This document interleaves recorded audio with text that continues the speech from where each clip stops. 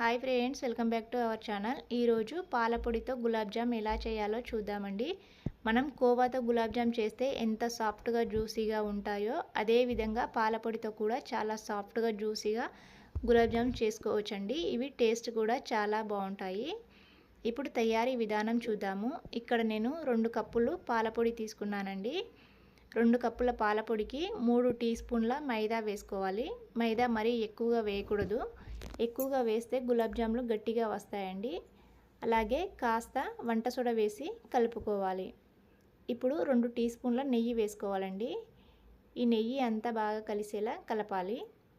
ఇలా కలిపిన తరువాత ఈ పిండి తడపడానికి సరిపడా పాలు తీసుకోవాలి. పాలు ఇన్ని కావాలని కరెక్ట్ కొలత చెప్పలేమండి.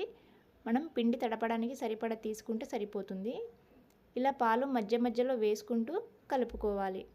ఇవి ముందుగా కాగబెట్టి చల్లార్చిన పాలండి. పిండిని ఈ విధంగా కలుపుకుంటే సరిపోతుంది.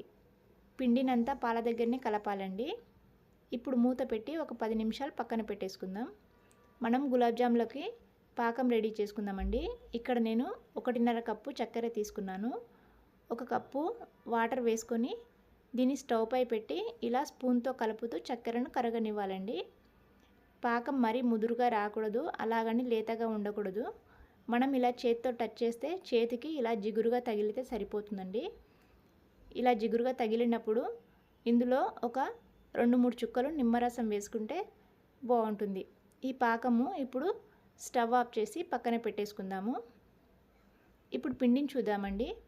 పిండిని మరొక 2 నిమిషాల పాటు బాగా కలుపుకోవాలి. పిండి అంతా ఇలా బాగా స్మూత్గా అయ్యే వరకు కలపాలండి. ఈ విధంగా కలిపితే సరిపోతుంది. ఇప్పుడు మీకు గులాబ్ జామ్స్ ఏ సైజులో కావాలనుకుంటున్నారో దాన్ని బట్టి పిండిని తీసుకోవాలి. ఇలా 2 చేతుల మధ్యలో పెట్టి బాల్లా చేయాలండి. ఎక్కడ పగులు లేకుండా ఇలా స్మూత్గా అయ్యేటట్లు బాల్ చుట్టాలి. ఇలాగే అన్నిటినీ చేసి ఒక ప్లేట్లో పెట్టి పక్కన పెట్టేసుకోవాలండి. చూడండి, ఇలా అన్నీ రెడీ చేసిన తర్వాత స్టవ్ పైన కడాయి పెట్టి ఆయిల్ వేసుకోవాలి.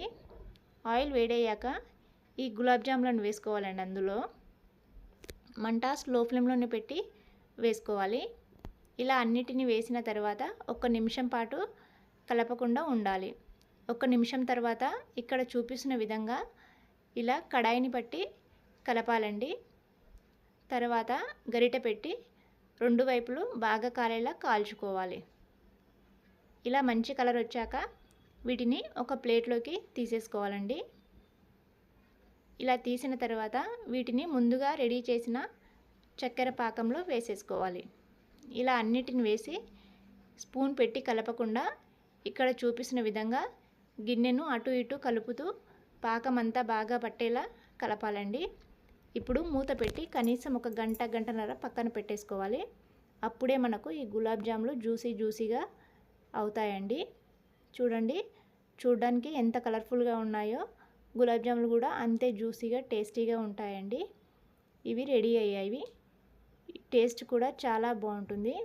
మీరు కూడా ఒకసారి ఇలా పాలపొడితో గులాబ్ జామ్ తయారు చేసి మీకు ఎలా అనిపించిందో కామెంట్ బాక్స్లో మాత్రం తెలియజేయడం మర్చిపోకండి.